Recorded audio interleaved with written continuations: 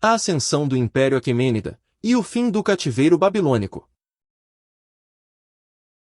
Após uma rebelião persa, dentro do Império Medo, o rei Astíages foi deposto, e então seu neto Ciro II, que era o rei da Pérsia, assumiu o poder em 550 a.C., dando origem ao Império Aquemênida, também conhecido como Império Medo-Persa.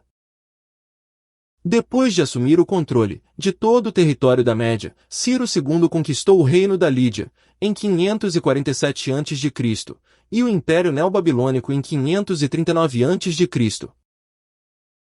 Seus engenheiros sagazmente desviaram o curso do rio Eufrates, que passava por dentro da Babilônia, e então os persas invadiram a cidade, sem precisarem lutar, e depois mataram o rei Belsazar.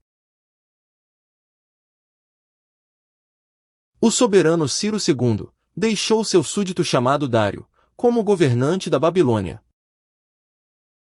Por conta de suas conquistas e sagacidade, Ciro II recebeu o epíteto de o Grande.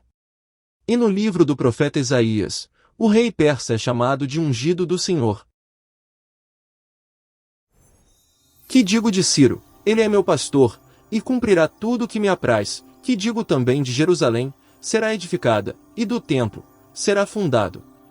Assim diz o Senhor, ao seu ungido, a abater as nações ante a sua face, e para descingir os lombos dos reis, e para abrir diante dele as portas, que não se fecharão.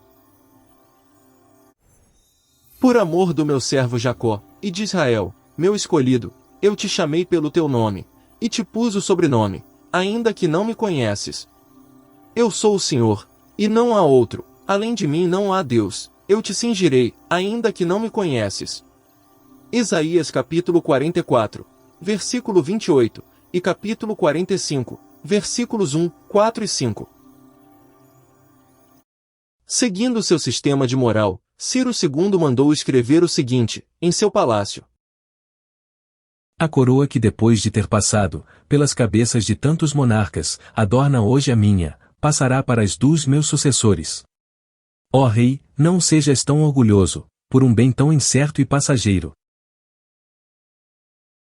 Após conquistar a Babilônia, Ciro II emitiu um decreto em 537 a.C., libertando os judeus do cativeiro, e permitindo que eles retornassem a Jerusalém. Além disso, o rei persa autorizou a reedificação da casa do Senhor, e ainda financiou a obra. Ciro II também ordenou que os utensílios do templo, que tinham sido levados por Nabucodonosor, fossem conduzidos de volta a Jerusalém, juntamente com os que foram libertados do cativeiro babilônico, que havia se estendido por 70 anos.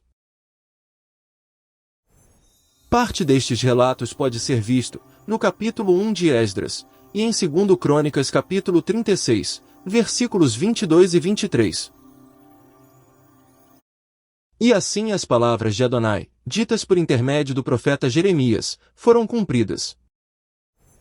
Acontecerá, porém, que quando se cumprirem os 70 anos, castigarei a iniquidade do rei da Babilônia, e a desta nação, diz o Senhor, como também a da terra dos caldeus, farei deles ruínas perpétuas.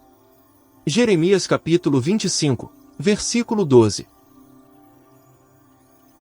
Observação: a profecia dos 70 anos havia começado em 607 a.C., quando Nabucodonosor subiu pela primeira vez contra Jerusalém, no terceiro ano do reinado de Jeoaquim.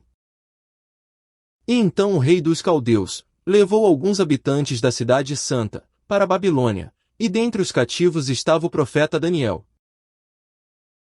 A profecia foi concretizada em 537 a.C., quando Ciro, o Grande, emitiu um decreto libertando os judeus.